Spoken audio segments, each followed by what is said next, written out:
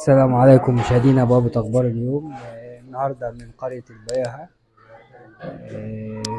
مبادرة شباب بيعملوا أكل وطعام لتوزيع على الفقراء والمساكين في شهر رمضان. الباعة عبارة عن رز ولحمة وبطاطس.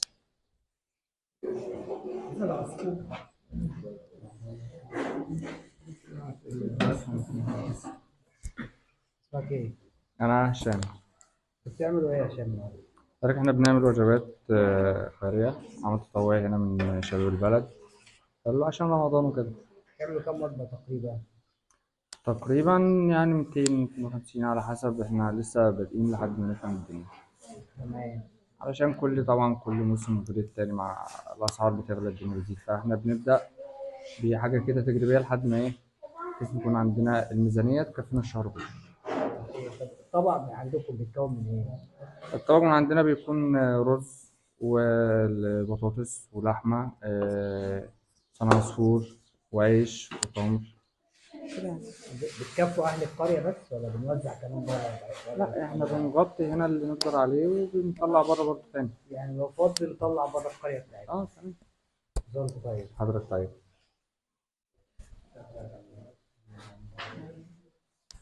أنت بتعمل إيه؟ معاذ السماء عصفور. اسمك إيه؟ عالي. اسمك إيه؟ على علاء. سنة كام يا حاج؟ تاني إعدادي. تيجي هنا من بدري ولا أول سنة تعمل تشارك معانا؟ تالت سنة. تالت سنة تشارك معاهم في آه. المطبخ الخير؟ آه. تعمل كام وجبة في اليوم يا حاج؟ كتير يعني. أيوة. وصل طيب يا حاج. طيب.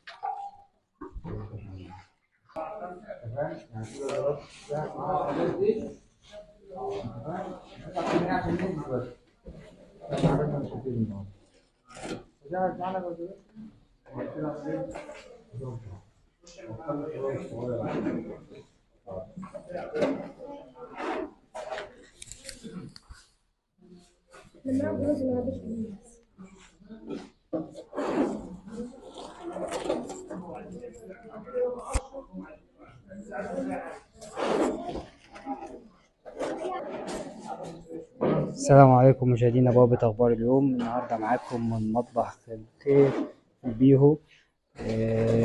وبيوزعوا وجبات على الفقراء والمساكين من أهالي القرية. تعرف بحضرتك يا حاجة؟ وفاء العياط، أحد المتطوعات في مطبخ خير شباب البيع. أهلا وسهلا. أهلا بيك. بتعملوا كم وجبة يا حاجة؟ هو احنا بداية احنا يعني نبدأ في الأول ب 250 وجبة لمدة الأسبوع الأولاني لحد ما نعرف الميزانية هتمشي معانا قد إيه، لأن احنا يهمنا الاستمرارية الشهر كله. السنة اللي عدت بدأنا ب 250، وصلنا الأسبوع الأولاني بدأنا نوصل لحد 300 و400، ووصلنا آخر 10 أيام ل 600 وجبة في اليوم. بنوزع كل يوم. بنوزع وجبات يوميا، هي القرية والعزب المحيطة بيها وقرية الحتحتة وعزبة الفرنساوي وعزبة الحافظ وعزبة وحش وسلامة موسى، كده مجموعة عزب حوالين عزبة المختار. كل العزب دي والجزيرة والجزيرة الخضراء بنعمل لها جدول، وفي شباب هيجوا بعد شوية يستلموا الوجبات ويبتدوا التوزيع. الوجبات بتاعتنا بتبقى عبارة عن إيه؟ الوجبة عبارة عن طبق رز وعليه قطعة لحمة أو ربع فرخة، وطبق بطاطس، وطبق لسان عصفور، ورغيفين، وكيس فيه تمر بلح. ولو ربنا أراد، في بعض الناس أحيانا بيجيبوا لنا فاكهة، فبنحط فاكهة أو تمرة فاكهة، يعني كان برتقال ولا حاجة في كل وجبة حسب الخير اللي بيجي يعني. احنا ازاي بنتأكد ان الوجبات توصل للمستحقين؟ مش اي حد بياخد احنا وجبتين. اولا اسمها مبادره شباب البياض، مجموعه من الشباب هم القائمين على هذا العمل.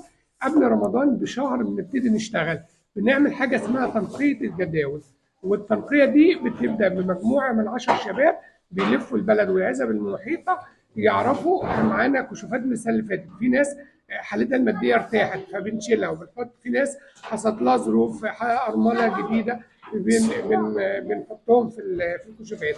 وبعد كده بنقعد على جسامين البلد، بحري، قبلي، وسط،